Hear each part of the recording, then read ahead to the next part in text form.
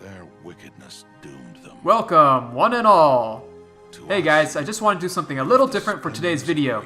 I just finished playing through Horizon Zero Dawn, and I'm currently working on a review, both spoiler-free and ending discussion. Since the game has already been out for almost 2 years, and there seems to be a sequel already in the works, hopefully you guys have already had a chance to play through this game. This will be a theory video, but I won't spoil the story here. While most loose ends and story questions are answered by the end of the game, one seemingly trivial scene is more than it appears on the surface, revealing the true villain of this franchise. Go ahead and take a look at this clip.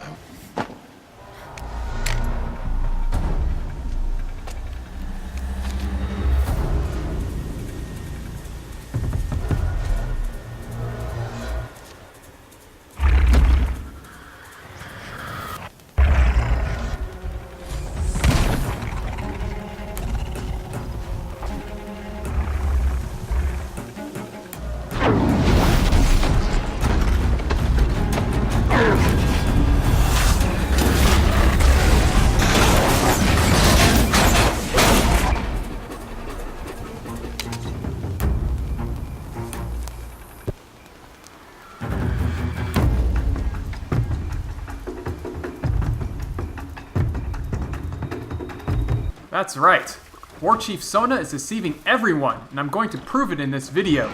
Even though I can get over the fact that bows, arrows, and spears would be ineffective weapons against machines, this single scene seemed off, so I decided to put my detective hat on and follow the leads.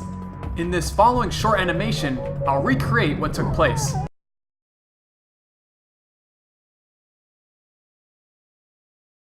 Before we get into the nitty-gritty, we know that the game is set on Earth about 1,000 years into the future. We know that laws, such as gravity and physics, play out in the same way they do in present day. Now, let's introduce some math, just a little bit, to break the scenario down in more detail. Ultimately, this boils down into a simple two-dimensional collision problem. We first need to calculate the momentum of the two objects that are coming in contact, the beast and the arrow. From here, we need to make some assumptions, or better yet, some educated guesses so we can put some values into our calculations. Let's label the mechanical beast as our first object. Let's say that the weight of the beast is about 2,000 pounds. Typical male lions range from 330 to 550 pounds, and comparing the relative size of Aloy, we can see that the mechanical beast is much larger than your typical lion. Small compact cars weigh about 3,000 pounds, so it's safe to say that this mechanical beast weighs at least 2,000 pounds. In order to calculate the beast's momentum while it's running, let's base that on the max speed of a lion, which is about 50 miles per hour in short bursts. This machine will probably be faster, but let's assume that it can't get faster in that short distance to Aloy. Let's start with some basic unit conversions. Take the mass of the beast, which is our variable m1, because it is our first object, and we said we'll estimate its weight to be 2,000 pounds. But we first need to convert to kilograms, which is the SI unit of mass. Pounds is a measurement of force, while kilograms is a measurement of mass. So let's convert using Newton's second law. This gives us a rounded 908 kilograms for the mass of the beast. For the velocity, we said that the beast will have a max speed of 50 miles per hour, which we will convert to meters per second first. This gives us about 22.4 meters per second. Now, let's look at the second object, which will be the arrow. While the anatomy of an arrow is not as simple as it seems, its mass, which is the variable m2, depends on the shaft, the fletching, the nock, and the type of arrowhead. Let's assume that the arrow is a typical broadhead arrow used for hunting and war to determine the total weight of the arrow to be about 400 grains, which converts to about 25.9 grams, or 0.0259 kilograms. While there are different types of bows depending on the draw length, bowstring material, and energy profile of the bow, let's be lenient and say that it's going at 330 feet per second, which is the average speed of compound bows at a distance of 30 to 70 yards. Based on the video, we can see that Sona, who is firing the bow, probably doesn't have any tech better than that. We'll follow the same steps and convert the speed of the arrow in feet per second to meters per second, which gives us a value of 100.7 meters per second for the velocity of the arrow. Now, let's get into the reason why the situation is strange and see what would happen using the equation for a two-dimensional collision. We'll use the condensed equation for a perfectly inelastic collision because we don't see the arrow being deflected after it comes in contact with the beast, And it's safe to say, based on the sparks coming out, that it's still lodged somewhere in the machine, similar to the beast that Aloy is inspecting.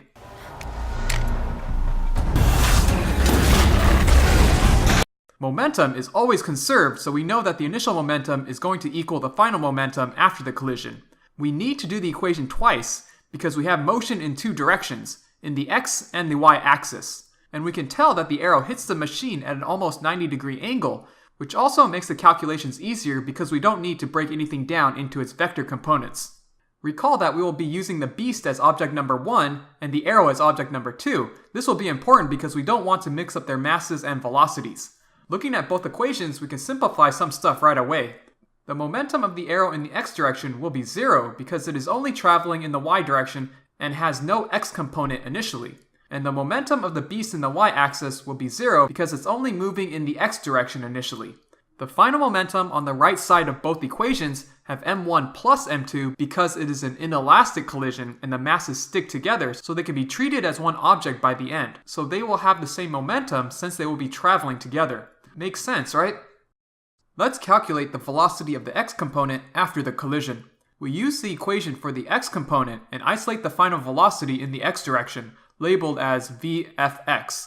Remember, m1 is the mass of the beast, and v1 is the velocity of the beast. After subbing in the values, we find this part of the velocity to be equal to 22.3994 meters per second, which is really close to the original velocity of the beast. Now we do the same thing, but the equations for the y direction, because we know that the arrow will change the original path of the machine by some amount. Remember that the arrow is the only thing moving in the y directions before they collide. We calculate the velocity after the collision of the two objects in the y direction, which is extremely small, which makes sense because the momentum of the arrow is small to start off with. It's not going to change the path of the beast much. Remember that m2 is the mass of the arrow, v2 is the velocity of the arrow, and m1 is the mass of the beast again. After we plug those in, we get this value of velocity of 0.00287 meters per second, which is the velocity in the y direction after the collision, which you can see is really small, but not 0. Now we can calculate the final total velocity because we calculate the final velocity of the two separate components in the x and y directions separately.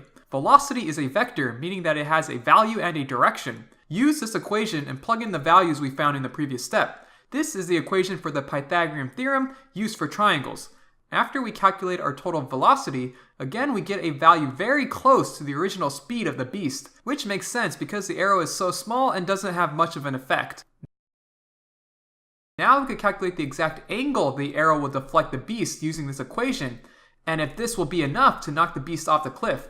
This will be some simple trigonometry, and we can use the inverse tangent function to calculate the angle, which turns out to be 0.00734 degrees up from the x-axis.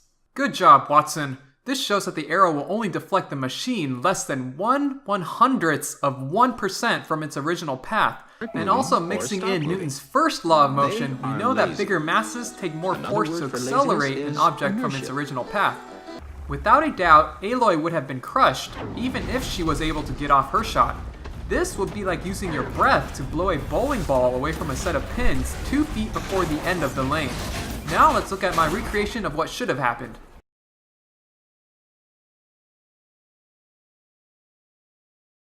But let's not end there. Let's do some theoretical work and assume that this actually played out the way it did. Then we had to think about some other possible reasons. Assuming that there are no external forces such as wind or ancient magical powers, two alternative possibilities arise.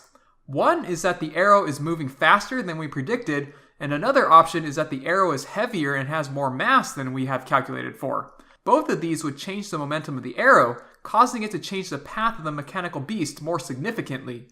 Let's start by looking at the speed of the arrow. In both scenarios, let's say that in order for the arrow to knock the beast off the cliff, it must be deflected at a minimum of 45 degrees upwards from its original path. If we know what the minimum angle is, then we could calculate the minimum speed necessary for this to happen. We are going to use the same equations and data from the previous part, but this time working in opposite order. We start with the tangent theta equation. If we know the minimum angle and the velocity of the two objects after the collision in the x direction, which stays the same, We can then calculate the required velocity of the two objects after the collision in the y direction, which, after plugging in the numbers, gives us 22.3994 meters per second. With this value, we could go back to the equation that has the final velocity in the y direction and the value that we're looking for, which is the initial velocity of the arrow in the y direction. Plugging in the masses, which stayed the same from the beginning, we calculate the initial velocity, which turns out to be 785,299 meters per second. We can convert this back to miles per hour for us in the States, which is equal to 1,756,713 miles per hour. So this leads me to believe that something nefarious is going on. The other possible scenario is if the arrow is going at a normal speed, but actually weighs more than the average arrow I predicted in the first section. So how much would this arrow need to weigh if it's already traveling at a normal speed of 330 feet per second? For this, let's keep the idea that changing the trajectory of the beast by 45 degrees will be enough to knock it off the cliff. We can't use the same values for the final velocity after the collision in the x or the y direction because those equations include the mass of the arrow. So we go back to the original equations and set the two velocities of the different components equal to each other because we know that the tangent of 45 degrees is equal to 1. After simplifying, we can solve for m2, which was our value for the mass of the arrow, and we get about 202 kilograms, which we could convert back to pounds and is about 445 pounds. So this leads me back to the main question. Who is this mysterious war chief Sona? I'm onto her. She is either able to carry 450-pound arrows like they're nothing, or have the super power and strength to accelerate arrows more than 1,000,000 miles per hour. After my analysis, I predict that there's definitely something sinister going on. Someone who appears to be on your side just to gain your trust. Then all of a sudden, she will reveal her true intentions as some old god playing puppet master from the sidelines. Is it coincidence that she is from the same village as Aloy?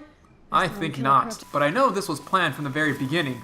I'm on to you, Guerrilla Games. Well, I hope you guys enjoyed the video. Let me know by giving me some feedback with a like, share, or subscribe.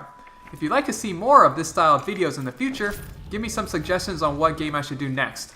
Hope to see you guys again soon. Happy 2019.